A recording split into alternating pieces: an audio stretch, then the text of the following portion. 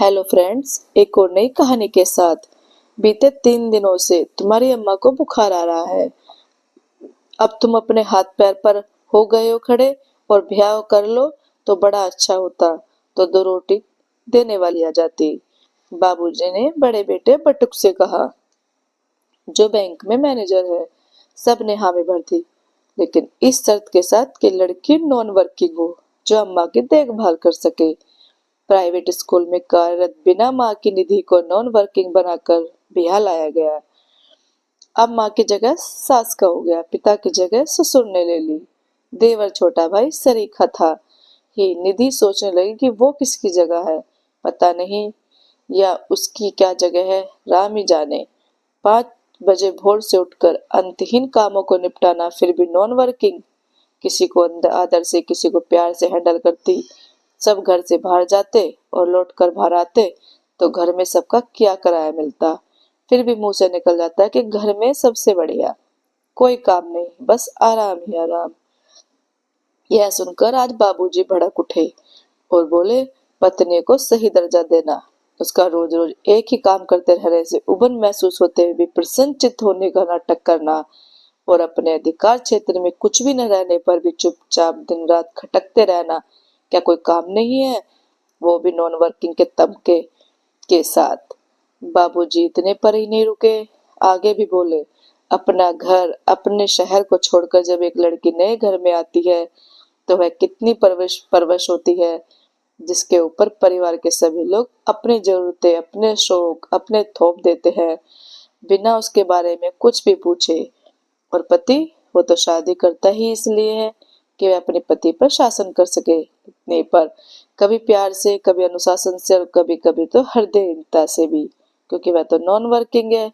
उसे बीमार होने का, उदास होने का, अपने मन से कहीं आने जाने का कोई हक नहीं है, और अपने घर वालों के बारे में तो बात करने और उन्हें याद करने का तो बिल्कुल भी नहीं।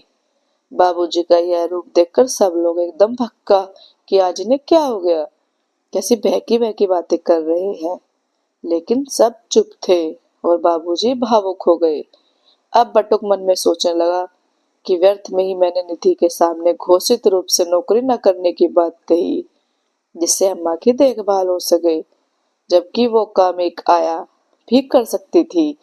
घर से बाहर निकलने पर इसका भी मन बदलता, 4 लोगों से मिलती जुलती, इसका भी कुछ विशेष स्थान होता। अपने आप में अच्छे जेवर और कपड़े पहनकर सुंदर दिखना, खुश होना कोई बात नहीं है। खूबसूरती देखने की चीजें इस्तेमाल करने की नहीं। अम्मा तो पढ़ी लिखी नहीं है, लेकिन यह तो कार्यरत थी। फिर भी शादीशुदा जिंदगी के बारे में सचमुच बाबूजी बहुत अनुभवशील है, और मैं अनुभवहीन। वाकई पत्नी के रूप में हर पुरुष को सर्वगुण संपन्न लड़की चाहिए, लेकिन खुद में भले ही ऐसा एक भी गुण ना हो जो सब पे भारी हो। अब बाबूजी थोड़ा सहज होते हुए बोले, जो मुफ्त में मिलती है उसकी कीमत नहीं होती। पत्नी की कदर किया करो। वह या दौलत और खुशी है जो बड़े भाग्य से भाग्यवान लोगों को मिलती है। औरत का जीवन बहुत ही कठिन है, और आदमी अवैध रूप से भी गुनाह करके बरी रहता है। एक पुरुष 2 मिनट में पिता बन जाता है, और पर स्त्री 9 महीने पेट में और सालों साल बच्चे को बड़ा करने में निकाल देती है। तभी नारी को नारायणी कहा जाता है। अब बटुक सोचने लगा कि आखिर मेरे जीवन में निधि का कौन सा स्थान है। मातृत्व, जो मेरे बच्चों की माँ होगी, मित्रवत या पत्नीवत, जो जीवन संगनी है, या फिर कुछ और।